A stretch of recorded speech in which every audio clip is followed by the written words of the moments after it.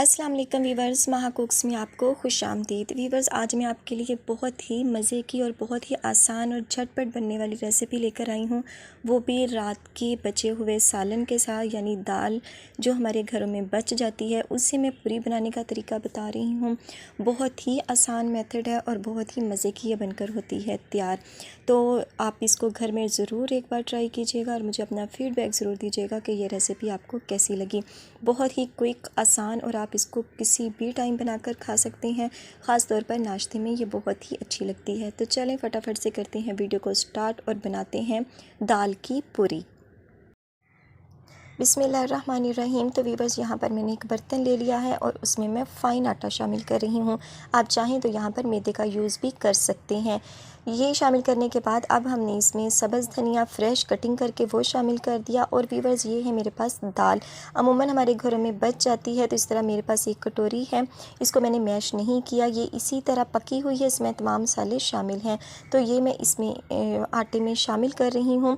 हमने मसाला जात थोड़े शामिल करने हैं क्योंकि दाल हमारी पहले से ही पकी हुई है और इसमें तमाम मसाले शामिल हैं। साबुत धनिया शामिल कर रही हूँ, हाफ़ टी स्पून के करीब। सुरख क्रश मिर्च है, हाफ़ टी स्पून इसमें शामिल करेंगे। साथ में हम शामिल कर रहे हैं नमक थोड़ा सा, ये भी हाफ़ टी स्पून के करीब।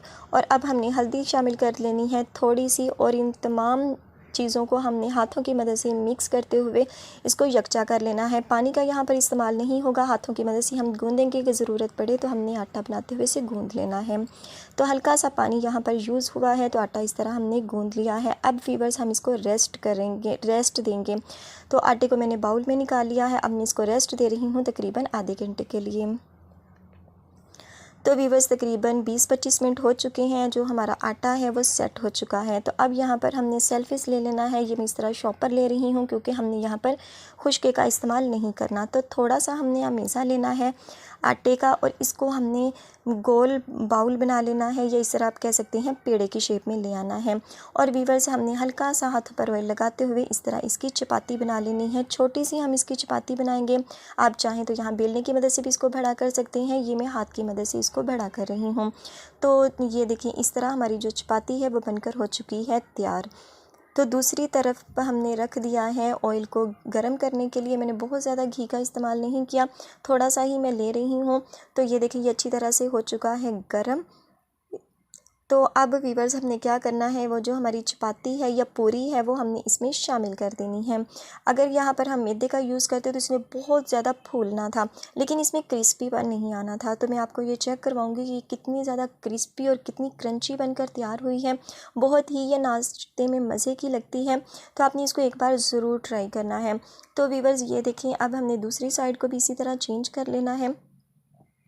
और ये जो हमारी पूरी है बहुत खस्ता सी और बहुत ही मज़े की बनके हो चुकी है तैयार।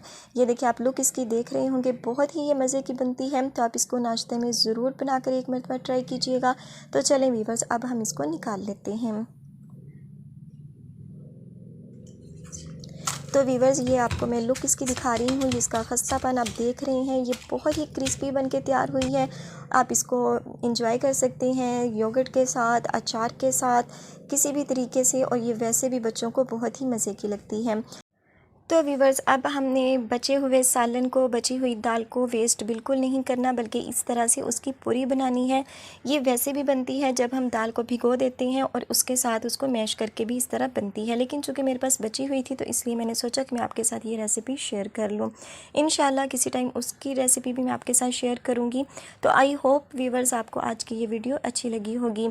तो आखिर में वही रिक्वेस्ट कि वीडियो अच्छी लगे तो वीडियो को लाइक, और चैनल पर नए हो तो सब्सक्राइब करना मत भूलिएगा, और बेल आइकन को ज़रूर प्रेस कीजिएगा ताकि आने वाली हर नई वीडियो का नोटिफिकेशन आपको बर वक्त मिल सके। तो इंशाल्लाह मिलेंगे अपनी आने वाली किसी नेक्स्ट वीडियो के साथ। तब तक दुआओं में याद रखिएगा। अल्लाह पाक आपके हाथों और खानों में बरकत अता फरमाए। अल्लाह हाफिज़।